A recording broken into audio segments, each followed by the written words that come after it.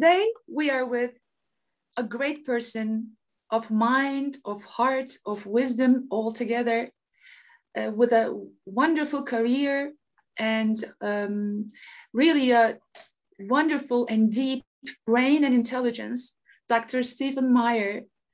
Dr. Stephen Meyer, thank you for giving us a chance for this interview. Well, thank you for reaching out, Denise. It's a terrific opportunity to talk to you and to your audience. Actually, I'm a big fan of you, as I have written to you before, and to Andrew, to thank you so much, Andrew, for being a vehicle for us to reach Dr. Meyer. So I would like to, Dr. Meyer, I would like to give some information about you to our audience. So the people who are meeting you for the first time, because I have talked about you in my broadcasts and videos, but for anyone who's going to see this for the first time, you have so much to say for, but let me just try to put in a shortcut so much that you have done. Dr. Stephen Meyer, on his new book, The Return of the God Hypothesis. Dr. Stephen Meyer is a graduate of Whitworth College. Author Dr. Stephen Meyer has a doctorate in the history and philosophy of science from Cambridge. In 2009, he published Signature in the Cell, DNA and the Evidence for Intelligent Design. For Signature in the Cell, the philosopher Thomas Nagel of New York University wrote, "Anyone who believes God never intervenes in the natural world will be instructed by Meyer's careful presentation of this fiendishly difficult problem." Dr. Stephen Meyer, in 2013, published Darwin's Doubt, The Explosive Origin of Animal Life in the Case for Intelligent Design. For Darwin's Doubt, David Gallardner from Yale, one of the founders of the discipline of computer science, wrote, "Dr. Stephen Meyer's thoughtful and meticulous book convinced me that Darwin has failed." Dr. Stephen Meyer currently directs the Center for Science and Culture at the Discovery Institute in Seattle. His newest book, The Return of the God Hypothesis, which I am incredibly in love with the subtitle, 3 Scientific Discoveries That Reveal the Mind Behind the Universe. We are going to be talking about all these books, which it has so much to talk about. But thank you so much, Dr. Stephen Meyer, for being here. Thank you, and for the kind introduction. There's so much to talk about your books, especially the previous one. But before everything, I would like to ask something by giving this example that I like so much. There is the story of Elvis Presley, which I love so much. Elvis Presley, when he was 2 years old, his father went into prison, and then his mother had to take him to his relatives. They lived there for a while, and after his father came out of the prison, for the first time for his birthday, they wanted to buy him a present. And they asked him what he wants. And he says, a bicycle. And his mother has very, very very little money, but she says for the first time she's going to buy him a birthday present. So she goes around all the stores with that little money, like $8 or something, to find a bicycle for Elvis.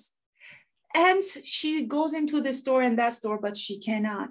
And at the last store, which was an old store that she thought she could find a bicycle there, even it was like the second-hand, third-hand, whatever. She steps in there and she sees this bicycle. And she says, yes, this is it for Elvis. And she asked the guy, how much is this? And the money she has, again, is not enough for that bicycle. So she's very upset, but the evening is just like, it is getting dark and the evening has come. So she's very upset. She's about to leave the store. While she's stepping out of the store, at the right corner of the store, she sees a guitar. And she says, wow, well, I couldn't buy him a bicycle, but maybe he's going to be happy with this guitar. Thus a star is born. Yes. I've So, never heard that. What a wonderful yes, story. Yeah. yes. And, you know, you have written so much about the intelligence, this divine intelligence that is all around us. So I believe that as a Sufi, as you know, everything has a pattern and intelligence. So that is why I wanted to ask you, what is your story that has put you to today, that to make you Dr. Stephen Meyer, who is talking about science and religion and God at the same time with so much depth information? Well, thank you for that question. There is a serendipitous event that occurred in my life that in the space of one day caused me to change direction. In 1985, I was a very young scientist. I was working for an oil company in Texas, in the city of Dallas. And I was doing work in what was called seismic digital processing. It was an early form of information technology applied to the study of the Earth. And I heard of a speaker coming to Dallas on a particular Friday night in February. The speaker was Owen Gingerich, a very famous astrophysicist and historian of science, and he was talking about going to give a talk about the Big Bang Theory. And it's in the convergence between the Big Bang Theory and the biblical idea of creation. And I was fascinated, and I went to attend the talk. It was a good talk, very interesting. But at that evening event, I met some other people who said, well, but Professor Gingerich is speaking tomorrow at an even more significant conference. And it was a conference that featured scientists of two different worldviews, those who were materialistic or atheistic on the one side and those who were theistic on the other. And they were debating or discussing the three big questions at the intersection between science and philosophy: the origin of the universe, the origin of life, and the origin and nature of human consciousness. And I had long been interested in scientific questions that were intersecting with these big philosophical questions. I did a physics and geology double major as an undergraduate, but I took a minor in philosophy at the same time. So this conference seemed like it was right up my alley. And I wasn't invited. I came, bought my ticket at the door the next day, and sat and listened to these amazing sessions. And one of them was, the very first one was a session on cosmology that featured the great astrophysicist and astronomer Alan Sandage, who had been Edwin Hubble's graduate student at Caltech and then had gone on to do very important work in observational astronomy, verifying the what's called the redshift data, the way the light stretches out from the distant galaxies, suggesting that the universe is expanding outward in the manner of a balloon being blown up. And at the end of his talk on the evidence for the beginning of the universe and the Big Bang, Sandage said that this is, he described it as evidence that could only be described as a supernatural event. He said there was no way this could have been predicted or explained within the framework of physics as we know it. Before there was a physical world, you couldn't invoke any physics to explain the origin of the universe. Before there was a material world, you couldn't posit a materialistic explanation. And so Sandage went on to explain how he had, though he had been a long time religious agnostic, had come to belief in God, and that the scientific evidence from cosmology and from physics, he also talked about the fine tuning of the laws and constants of physics and the initial conditions of the universe, that this fine tuning and the evidence for a beginning seemed to him to point in a very theistic direction. I was blown away because having gone through college, I had the impression that the intellectual initiative in conversations like this lay entirely with the materialists. The next panel was on the origin of life. It featured a scientist named Dean Kenyon, who announced in that session that he was no longer accepted his own theory of the origin of life, which he had published in a prominent book called Biochemical Predestination. and that instead he was calling on the philosophers and theologians to reopen what he called the natural theological question, that he believed that the complexity of life, especially the informational complexity, the digital code in the DNA, pointed to an intelligent cause of some kind. And there were several other panelists on the panel about the origin of life who had a similar view. I was intrigued with all this, especially this question of the origin of life, because I was working with information technology, and the idea that at the foundation of life and even the simplest living cells, there was code, information.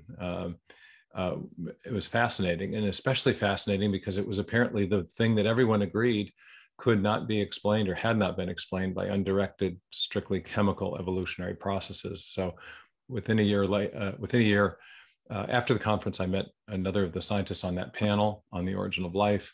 He and I began to have long conversations, and within a year I was off to Cambridge to study the origin of life problem in a philosophy of science department.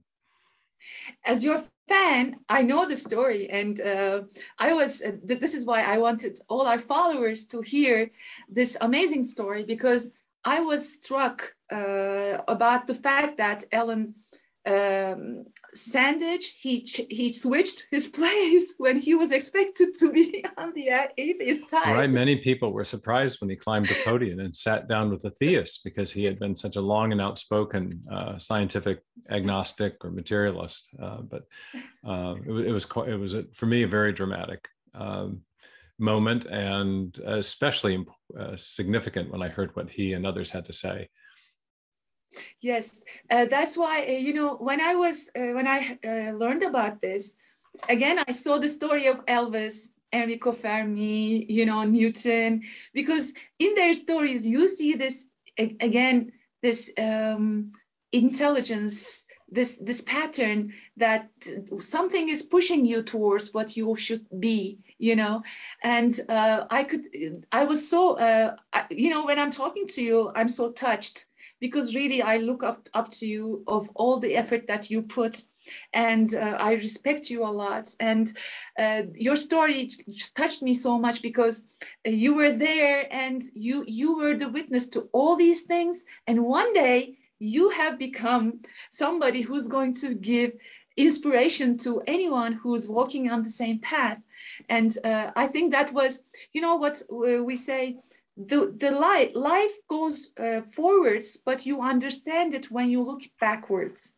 That's a very interesting insight, Denise. I'm a Christian, and a Christian belief is in the idea of providence, that God guides one's steps and paths, and that's very similar to what you're describing in your belief. Yes. Too. And when I look back on that moment, it's really that day.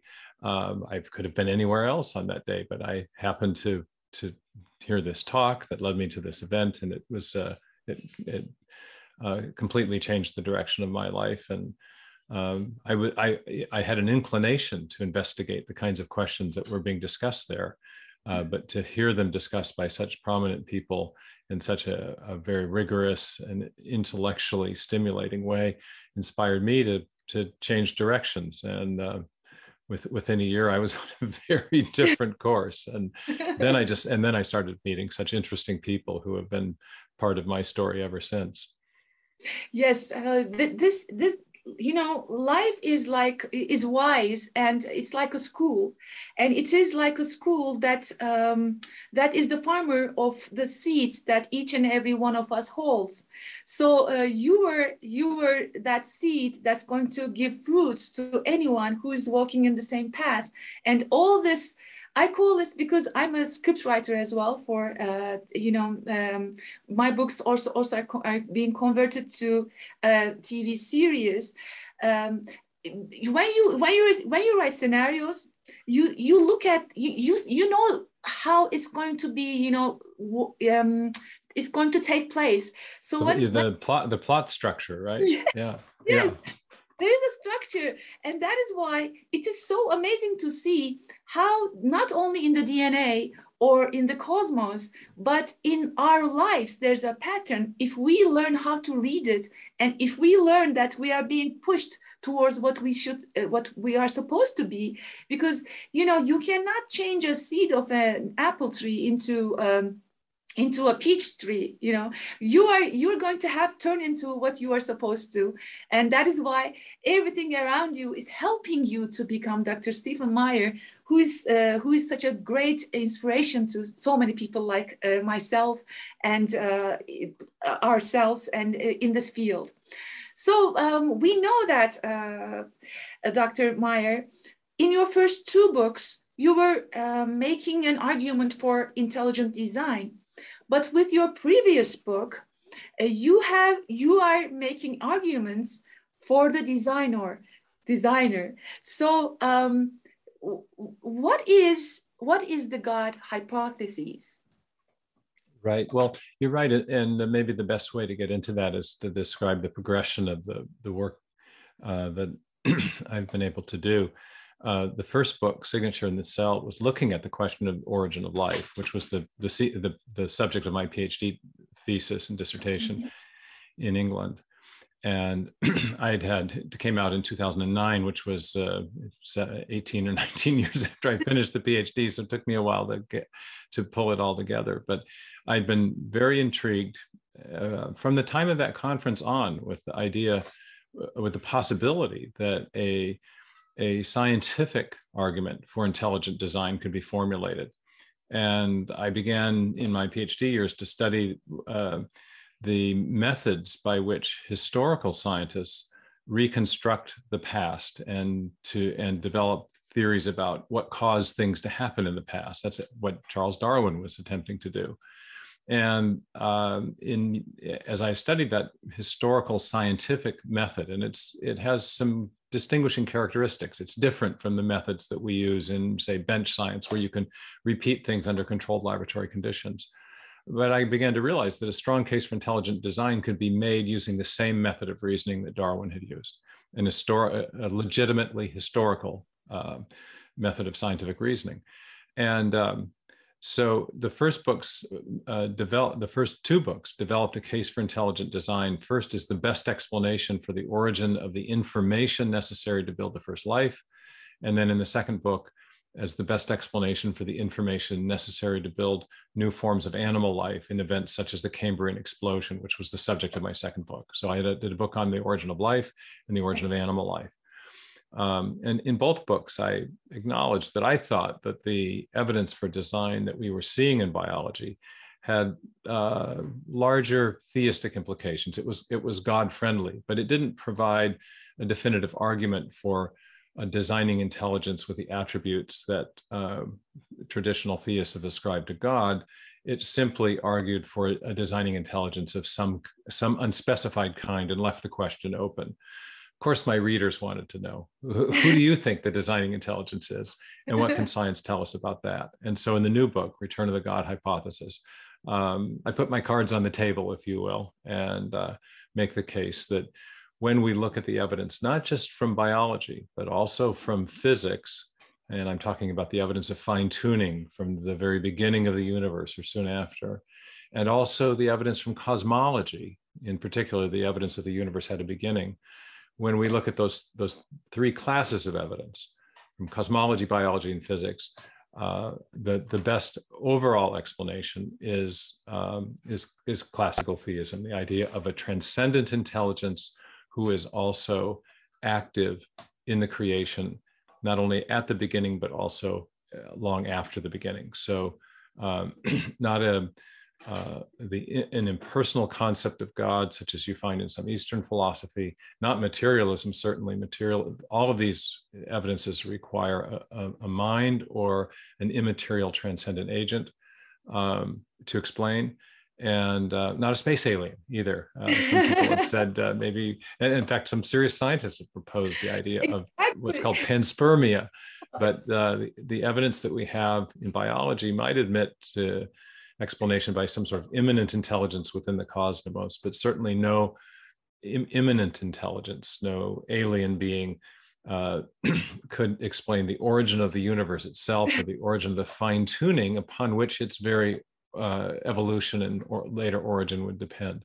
So I weigh the competing, if you will, worldview hypotheses, and argue that classical theism provides the best overall explanation for these three big classes of evidence we have about biological, physical, and cosmological origins. It is very important. It is very interesting that, because, very serious scientists, you can listen to them and you can hear them exactly saying that we can be a computer game of a child in a parallel universe. That is, I don't want to ask who has created that child, because that is such a, like a question, like a cliche, but that is so hard to believe when you are comparing it with the idea of, believing a God, just like Wheeler, when he was about, his last years, when he found that out, and how Max Planck defined that there is an intelligence behind this matrix that we see, and you can come up with a child. And I don't know, it is maybe because of self-worth or something, because I would like to be created by a superpower who wants to expose his creation, rather than a child making something there. And really, that's very interesting, and they really take this serious. So that's another. The simulation hypothesis, the cosmic simulation hypothesis, is, after all, a kind of theory of intelligent design. But it's, I think, one of the sub themes of my new book is that there are very strong reasons to posit theism as the best explanation. Yes. And one of the things that shows that is the lengths to which materialists or atheistic scientists are now going to avoid the God hypothesis. We have the hypothesis of alien designers being proposed to account for what Richard Dawkins described as a possible signature of intelligence in the cell, but he didn't want to consider the God hypothesis. Rather, he proposed that maybe there was an alien intelligence which had evolved on some other planet, which then seeded life to planet Earth. Another I would characterize it as a convoluted hypothesis, is the multiverse, to explain the fine-tuning of the laws and constants of physics and the initial conditions of the universe, which are extremely improbable and have values and specific strengths, and for no underlying physical reason. Physicists have proposed, well, maybe there are billions and billions of other universes out there. Forgetting and failing to reveal to the public when they talk about this, that the universe generating mechanisms that they also must propose to account for these universes themselves require prior unexplained fine-tuning. The simulation hypothesis, I think, is another very, very fanciful sort of hypothesis that's been formulated to avoid moving in a frankly theistic direction. And then we have this whole class of explanations under the heading of quantum cosmology, which are attempting to account for the origin of the universe apart from a creator, and by the use of the mathematics of quantum physics. And these theories posit a prior mathematical reality, prior to a physical reality, that can be described with the math of quantum physics, which somehow, in the views of these quantum cosmologists, explains the origin of the universe from nothing. But the nothing turns out to be a mathematical reality, and math, we know, exists only in minds. And so, oddly, in the attempt to get around the idea of a transcendent mind as the explanation for the origin of the universe, these physicists inadvertently take us right back to where we started, with the need for a mind to use to use and store the mathematics that they say is the source of the universe itself. So it's a very odd time intellectually as you map the landscape of alternative explanations. And what I found that's very interesting, I think I've gotten less pushback by positing a God hypothesis than by positing intelligent design simpliciter, if you will. And I think the reason for that is that the physicists, the alternative to the God hypothesis, when we look at this whole ensemble of evidence, is essentially the multiverse. And I think the physicists are actually reluctant to defend that view, because it does beg the question as to the origin of prior fine-tuning, and it is much less parsimonious than the idea of a single transcendent intelligence, many universes, or one God. I think the one God explanation is more economical in the Occam's razor sense. You know, it is very interesting. Like as a neuroscience researcher, I know that the first time you look at me, in the first 33 milliseconds, your subconsciousness will come up with an idea about me. Doesn't matter how much you try to work on that, that's going to happen, because that's the animal-like feature of your body that tries to keep you in survival mode and stuff like that, so that you survive. So you know, so when I'm talking to scientists and as a science researcher, and I say fine-tuning problem, so even the name is so biased. It's so biased. I'm going to go through, you know, so many remarks from your books that I wrote here, because I knew I would be so excited to talk to you. I would be forgetting them all. So I'm going to go into details with some paragraphs that you have noted in your book. But before that, I wanted to say something, is that even I'm an etymology person too, because I believe the words really keep what is really behind what we think there is. So the word consciousness comes from conscious, meaning together with, and science, the word science comes from the root shis. You know, so even consciousness is the root word for science. So that you cannot, you know, separate them from each other. And that shis comes from the Quranic Arabic, which means shejere, which means the tree of life. So when you look at even the word consciousness is the root word for science. So how can people separate these things? It is really very hard to understand. But sometimes I don't think that it is very naive, because sometimes I say that we have to look at the brain scans of some scientists, because you will see some places I think they are stuck with that, because that is how the mind thinks. We're going to get to that, because you're so deep in biology, DNA, and physics and cosmology, and the third book, you have brought them all together. And maybe from the perspective of neuroscience, we can really find out certain things, because we are working on near-death experiences and how people really, their spirits are there, and they see things that normally when they are dead, according to, you know, their experience, and they see things and they hear things, they can know things. So but the simulation, in the simulation hypothesis, is actually what the Sufis believe, because it's based on Quran, and as I said before our you know, talk, that we read all the books because they are all the divine books, and we learn from all of them. All our prophets are our teachers.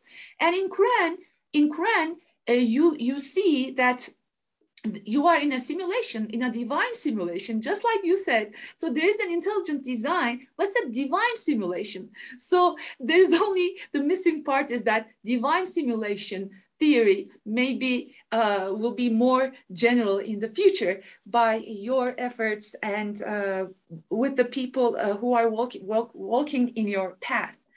All right. Now, I would like to read something from Richard Dawkins, from your book, from the quotes. Denise, could I comment on one thing you were saying about just the neuroscience and the whole idea of consciousness?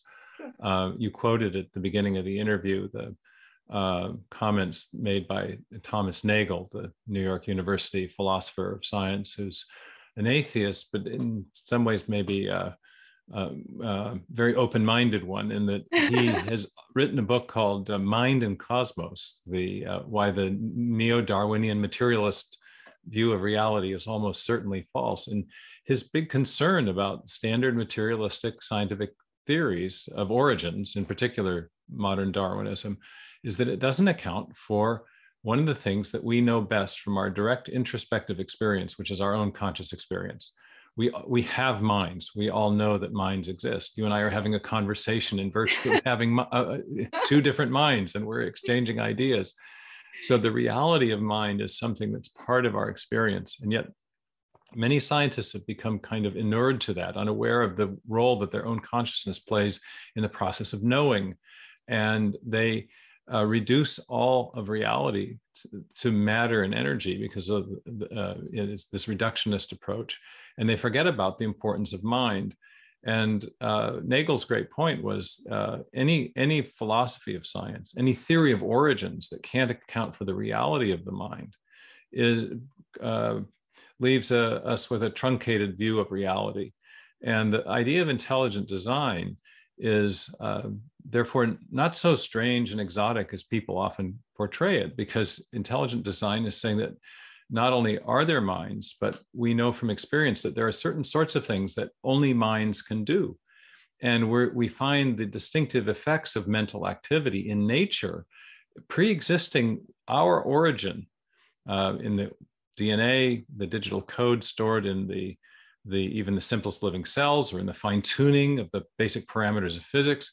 And therefore, we have strong grounds for inferring the reality of a mind that pre-exists ours and transcends, indeed, even the universe when we're thinking about the fine-tuning of the universe as a whole.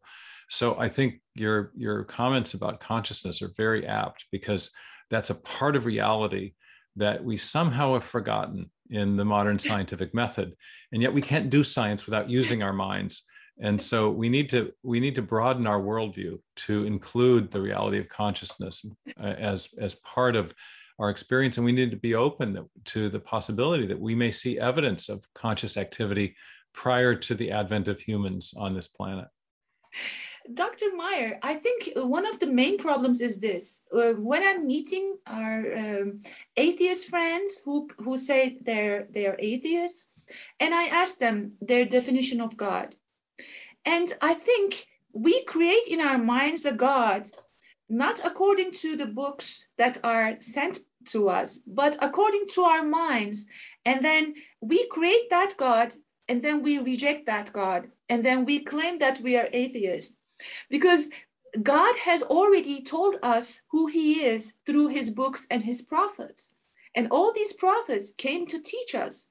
So if we are not following what God has made claims about himself, but then making things about our little limited minds, as a neuroscience science-based person, I know how limited we are.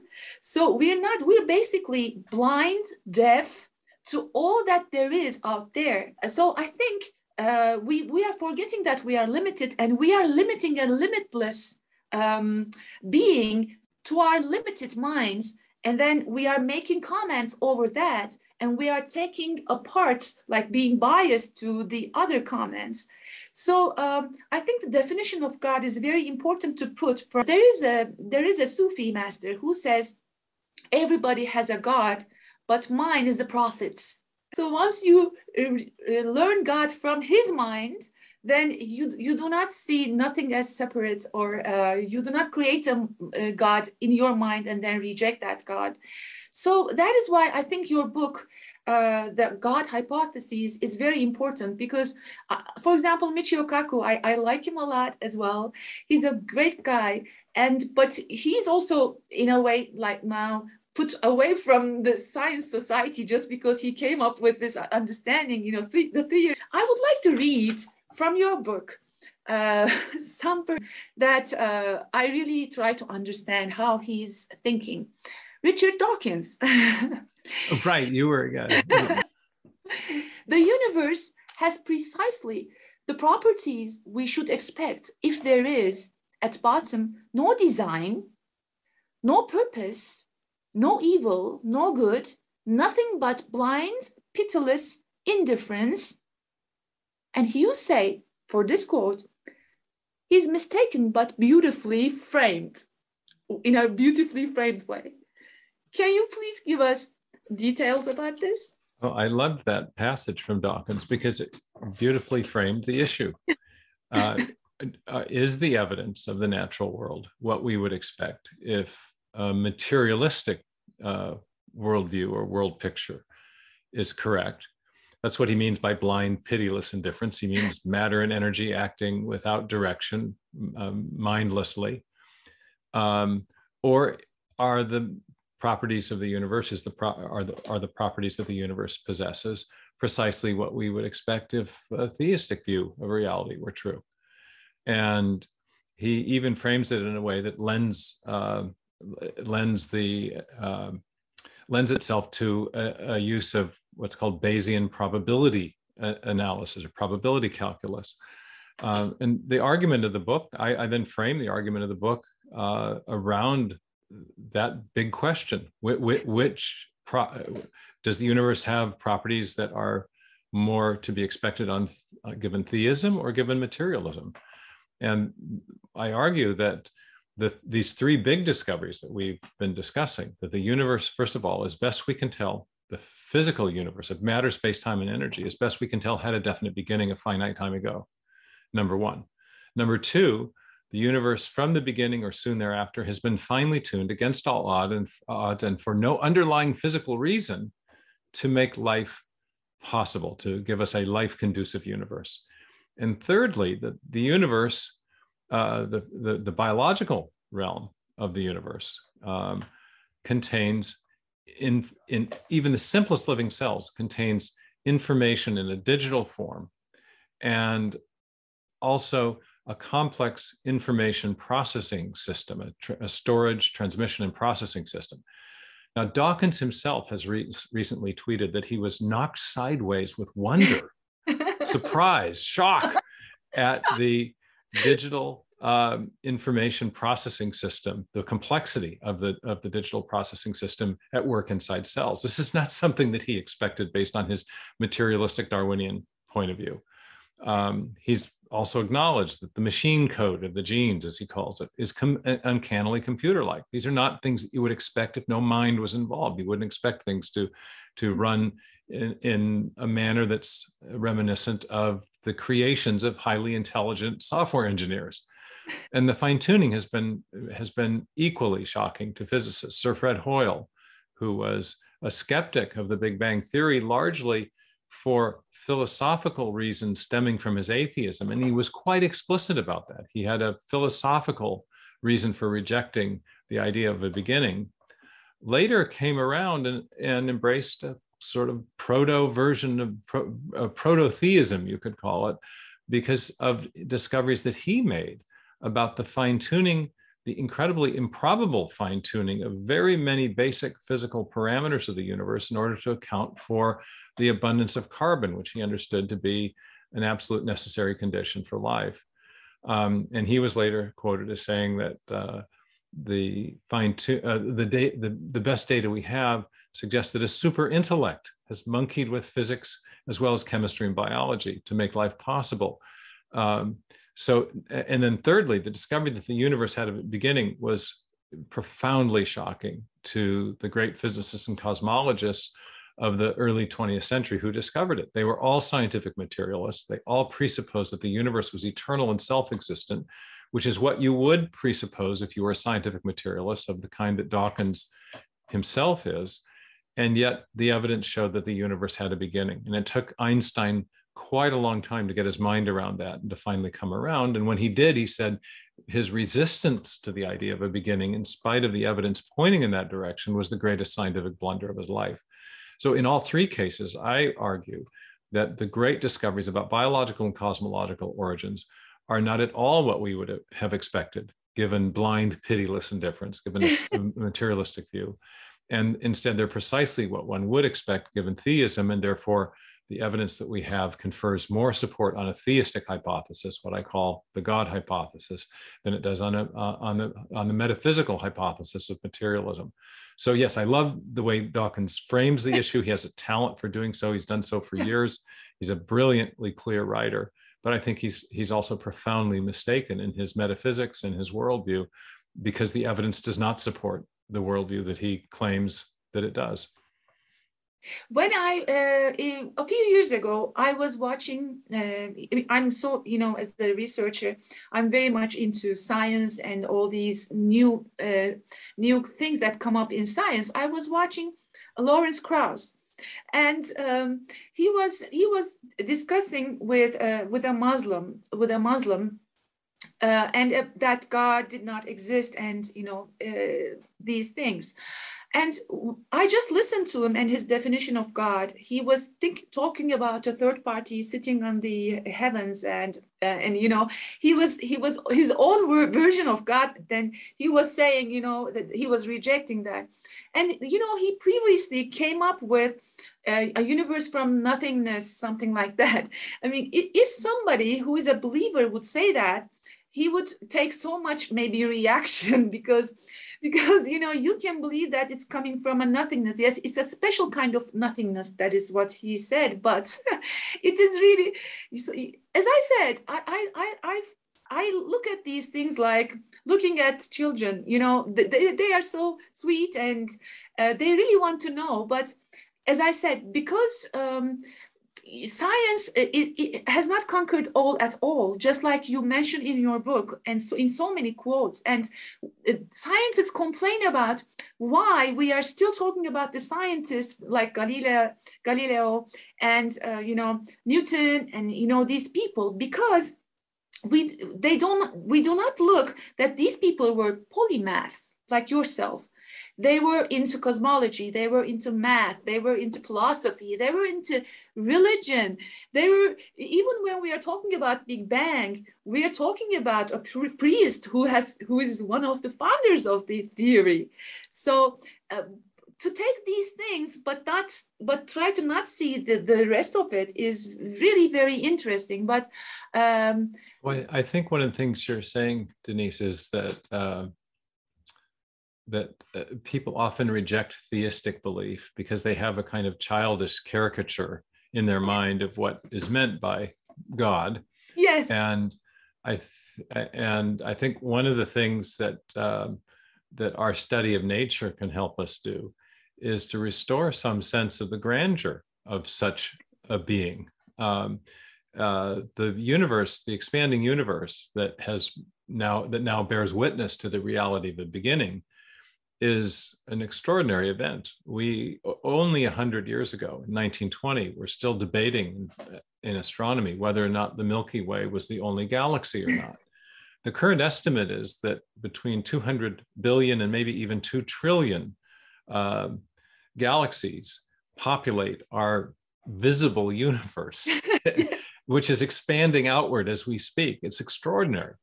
And it gives us a sense of the immense power of whatever that cause was that produced the universe as a whole. And my argument in the book, of course, is that cause could not have been strictly material, because it is matter and energy that come into existence at the beginning, before which there was no matter or physics to do the causing. Now, Professor Krauss has proposed this very provocative idea called quantum cosmology, which purports to explain the universe from nothing. But Krauss, in his book, is popularizing the work of Alexander Vilenkin, the great Russian physicist and cosmologist who's now at Tufts University here in the United States. And Vilenkin has a very sensitive philosophical side. And he, in thinking about his own theory of quantum cosmology, has raised a provocative question. The idea of quantum cosmology is that there's a realm of mathematical physics that pre-exists the universe.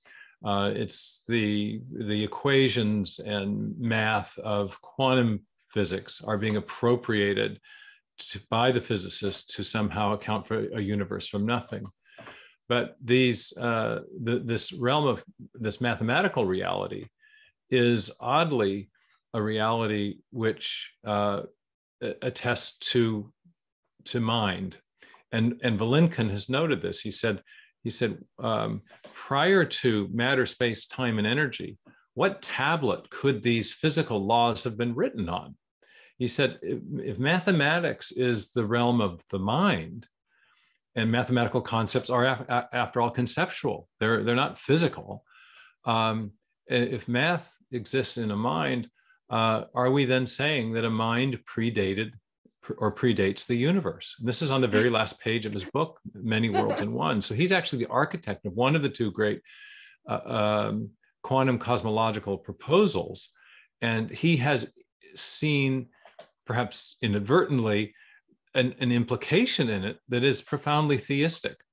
And in the book, I go into this in a lot more detail, because it actually goes even deeper than that, in that the quantum physicists are trying to explain the origin of the universe as a natural consequence of what they call a universal wave function.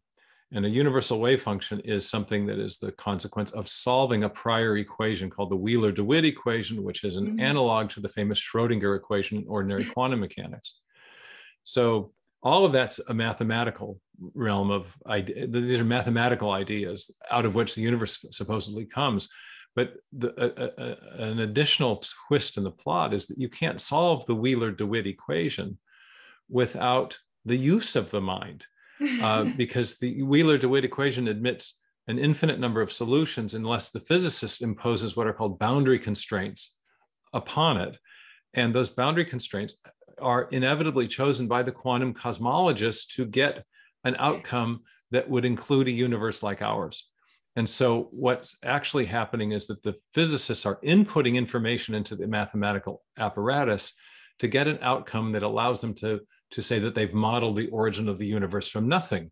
But everything prior to the universe in their schema, in their modeling, involves math and the intentional manipulation of math, both of which point to a pre-existing mind or presuppose such a thing. So I don't think that these models that have attempted to circumvent the God hypothesis as the explanation for the definite beginning of the universe have gotten rid of the God hypothesis at all. I think they've brought us right back to where we started, which is the need for a pre-existing, transcendent, and indeed active mind or creator.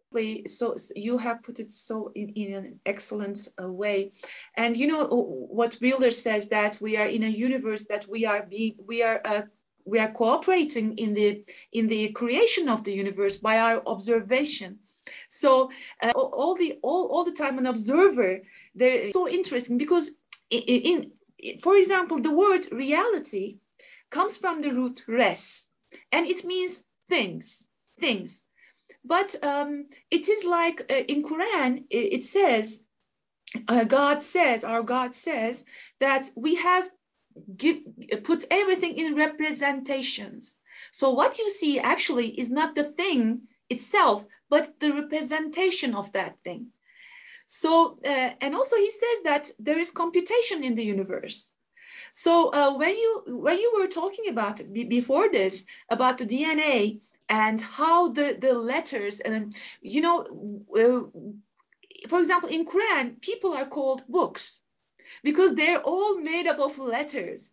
And that is why we are reading Bible, we are reading all these holy books, because they're actually regulating our letters, because we are all frequencies. And that is such a statement that you confirm to be the right statement, with the word in the beginning, that there was a beginning in the universe when with the Big Bang, when you are talking about the three theories that you put in the God hypothesis book that really get you there and make you write a book about the definition of God too. Because I think what is really very important about giving you such a wonderful perspective is that your philosophical side, because we are limited beings. We are limited, even the visible universe, to the visible, it is visible to the limits of our senses. So we are not really seeing out there, but we are making predictions over them.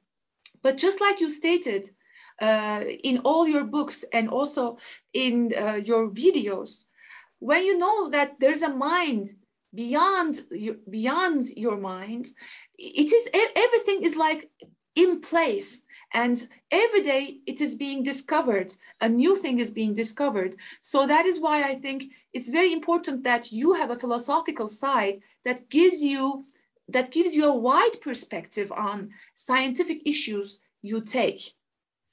Well, thank you. And there are many important philosophical issues that arise in a personal sense from these questions, obviously. A number of, many young people today, especially going through a materialistic scientific education, will come away with the impression that they're kind of cosmic accidents and that they were not intended.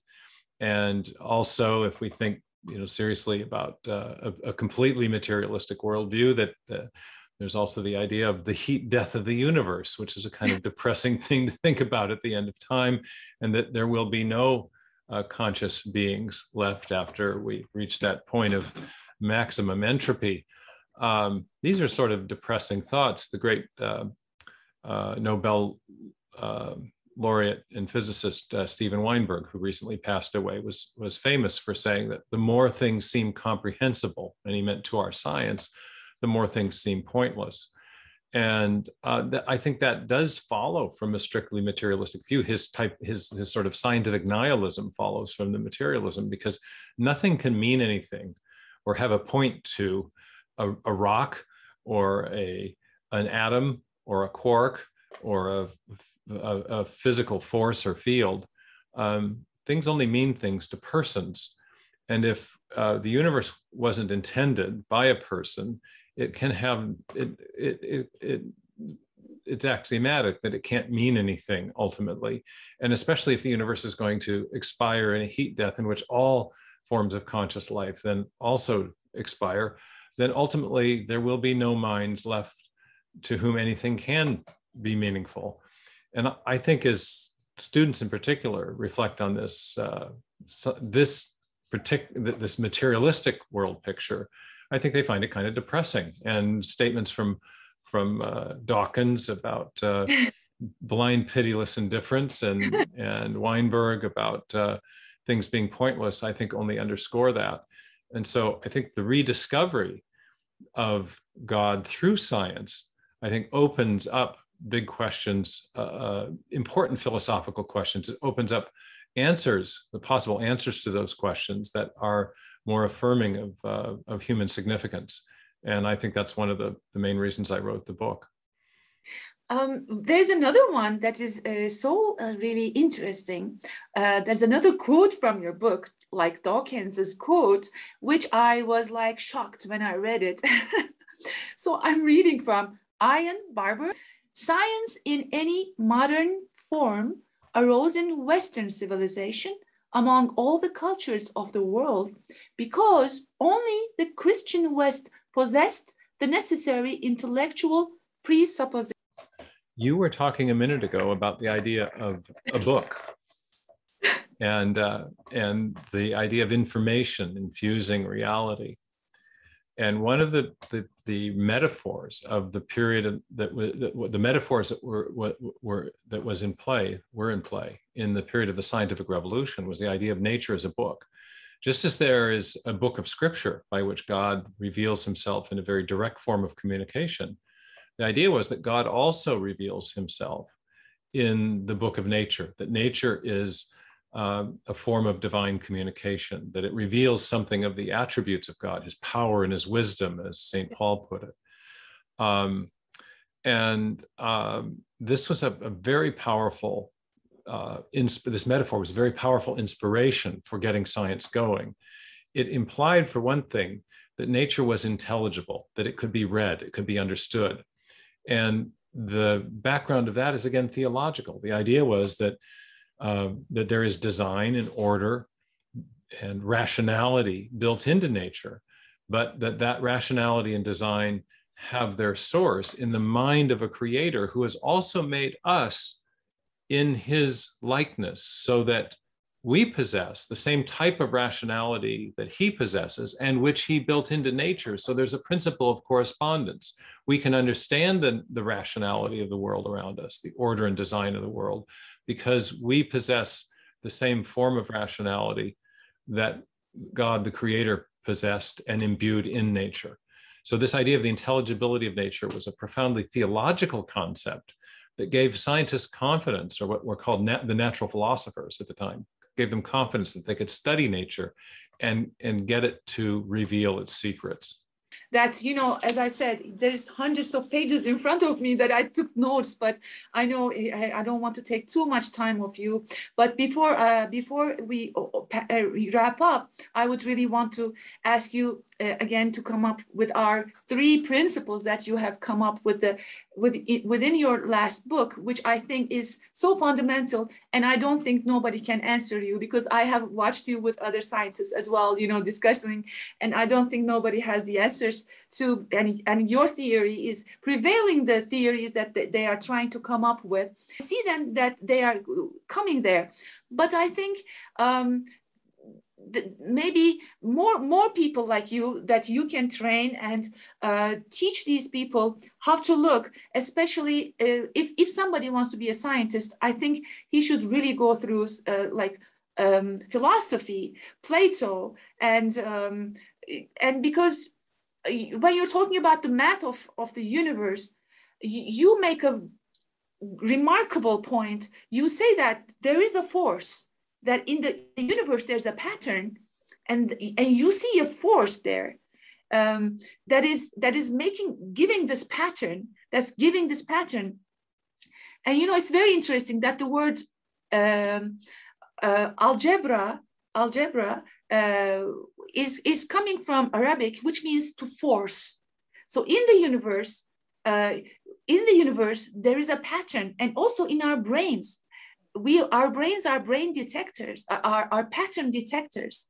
We look at people. We have fusiform face area where I see your face like that, because you make a point about how we see faces, how there's fractal geometry out there in the nature, and that we are pattern detectors.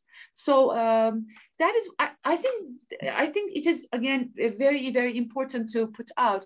So you made points about the Greek science and how actually we are teaching God what to do and not what God did, and to work on that. You know, there's so many points. But I will now stop talking, because I will ask you to please tell us about these 3, you know, in your the return of the God hypotheses, these 3 principles that you put forward, so that our audience, our viewers, can hear them with so much work that you have done. Yeah, well, thank you for the opportunity to summarize the 3 discoveries that have been made in modern science over the last roughly 100 years that I think have shaken the foundations of the worldview of scientific materialism. Dawkins's idea of the universe arising from nothing but blind, pitiless indifference, matter in motion. The 3 discoveries are that, first, that the universe has a beginning, as best we can tell, and we have multiple lines of evidence from observational astronomy, from observational physics, things like the cosmic background radiation that have helped confirm that, and also from theoretical physics,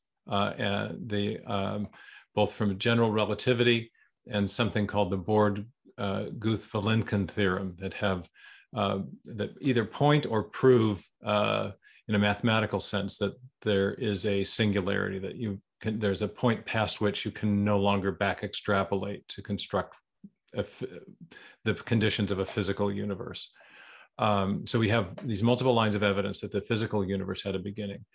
We have evidence from physics that there are multiple fundamental parameters of physics that fall within very fine tolerances, outside of which life in the universe would be impossible. And the probabilities of even single parameters falling within those fine tolerances, let alone the whole ensemble, are astronomically small.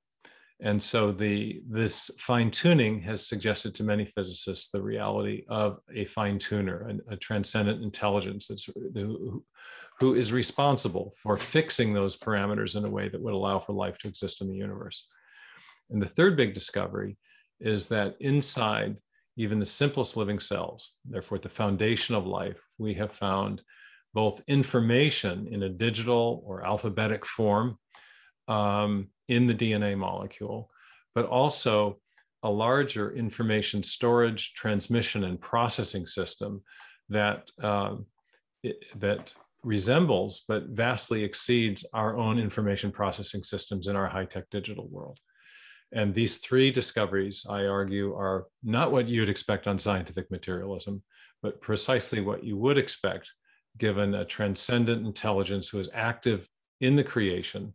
And that would be one, I think, good philosophical definition of God. And therefore, these discoveries confer more support on the God hypothesis or on a God hypothesis than they do on the worldview of scientific materialism or other competing worldviews. I also look at things like the space alien panspermia idea or Eastern pantheism or some other perspectives as well. So that's the basic argument of the book. And it's there's a lot of subtlety to the argument in places. I deal with all of the main objections that have been proposed, the multiverse, the space alien designer idea, attempts to explain the origin of the universe from nothing with quantum cosmology. So the structure of the book tells a story, first of all, the story of the rise of modern science in a theistic context, the loss of that perspective during the late 19th century, and what I call the return of the God hypothesis because of these three big discoveries in the 20th century. I then have a philosophical section in the book where I work out the logic showing why these discoveries do confer more evidential support on a theistic hypothesis than on competing hypotheses, particularly a materialistic one.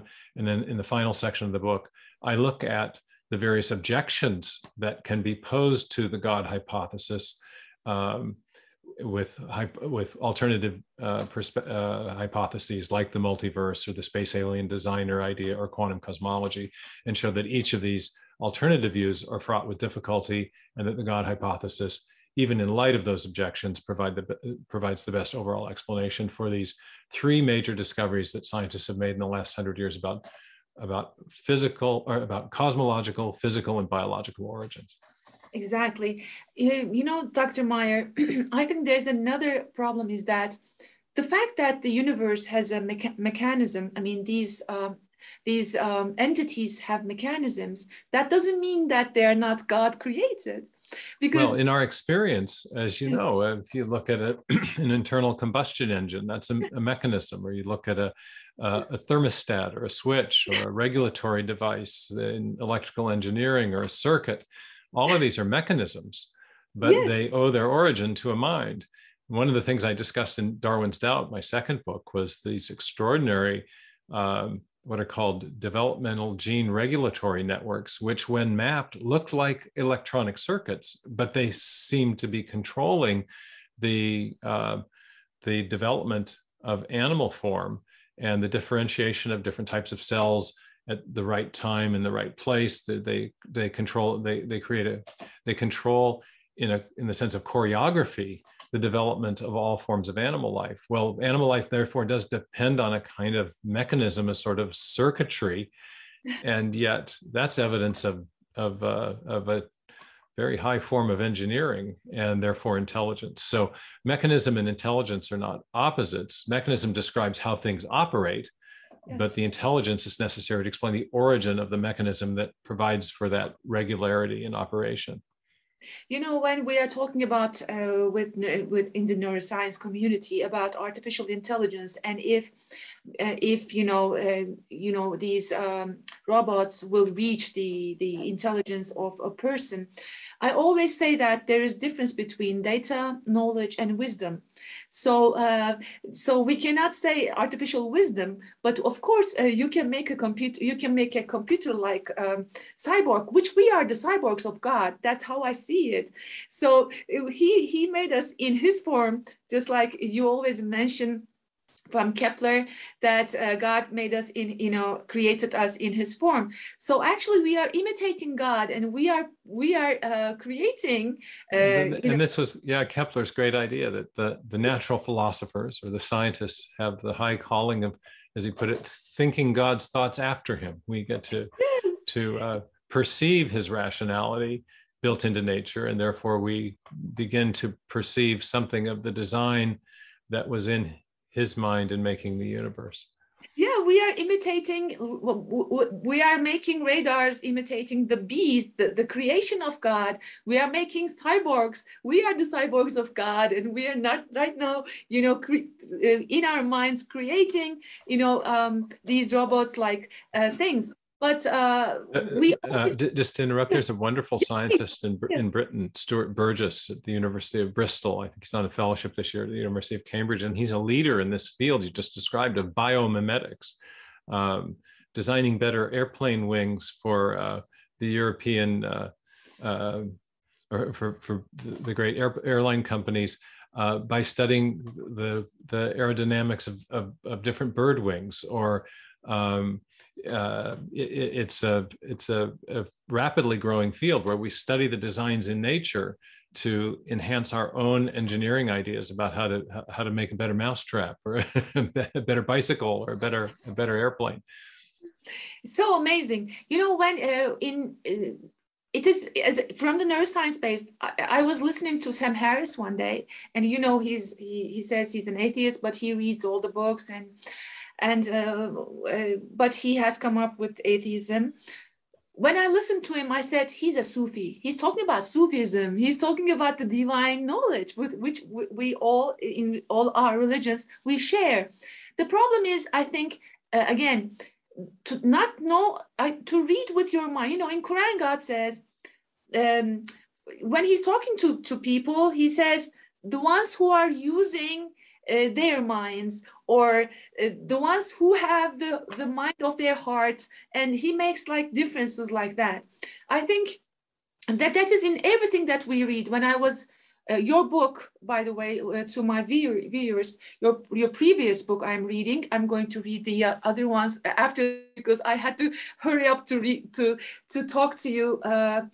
It's more than 400 pages, and I don't know how many times I will have to read it, because there's so much to note, and we can use this with your quotations to actually help in discussions. People who are asking why, and they want to know why, because it is a very big service what you have done in the depth of this book is, oh my God. I mean, you become with the history of why science and spirituality, religion has separated, and then you come up with everything with the opposition perceptions, and then you make your claims on answering them with science again. So I would like to, with one thing, add something from the perspective of neuroscience. He said, let there be lights. And in Quran, it says, he said, kun, let it be.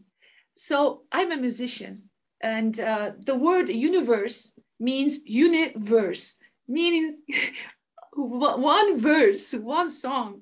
So it is made up of about sound. Actually, it is what we see as material things is actually frequencies our brains decode, just like a screen of a computer. So again, that is another scientific, I think, rooted claim when God says, let there be light, because everything is made up of sound. And just like when you are pregnant, you send ultrasound to the baby, and then that sound turns into a shape by electricity. That's how the universe is. So everything is made up of... Kepler would like you. He talked about the harmony of the spheres, right? And, yes. Yes, very good. I really enjoyed our conversation. No, I love you so much and respect you so much. And this is my honor and happiness. Family, what would be your words to our viewers who are your fans and who will know you for the first time, as a closing? Well, thank you very much, first of all, for having me on well, I just appreciate people's interest, and I think it's so important to continue to investigate the deep questions. We've been given very, I think, incomplete answers by our scientific materialistic worldview that we've kind of inherited from the late 19th century. And it's that old Shakespeare quote about there being more under heaven and earth that are in your philosophy, Horatio. I can't remember who Horatio is. I need to brush up on my Shakespeare, but I think materialism has left us with a very incomplete worldview.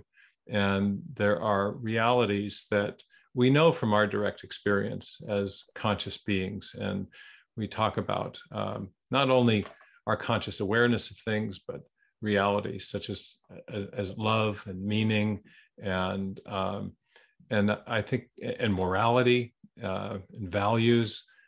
These are realities too, and our scientific materialism has left them out of the world picture. And I think as people have a deep craving to know something of their own significance, to know their creator, I think the underlying message of my book is that those cravings are not, or desires are not things that need to be held in vain any longer, that the evidence of science itself is pointing to a reality beyond the material world. And therefore our search for meaning and purpose can have meaning again, and we can find that meaning and purpose in the knowledge of the creator. Thank you so much, Dr. Stephen Meyer. And it is a privilege to have met you and to host you on our podcast. And may God bless you, and may God support you in all your work. And we are hoping that we are going to see you again and meet you again, either in Turkey or wherever. But I feel so happy, so privileged, so special to have met a person, a wisdom like you. What we call as Sufis, you are a reflection of the attributes of God. So it is such a privilege to meet a person like you. Isn't it extraordinary that we can talk across the globe by these new technologies, by Zoom? Yeah, so thank you for reaching out. And maybe this would not have happened were it not for the pandemic and all of us learning to use these Zooms and Skypes and WebExes and all these things. So thank you very much for reaching out, and thank you to your listeners and viewers for tuning in and listening as we have this fascinating conversation. Thank you very much, Denise. Thank you so much.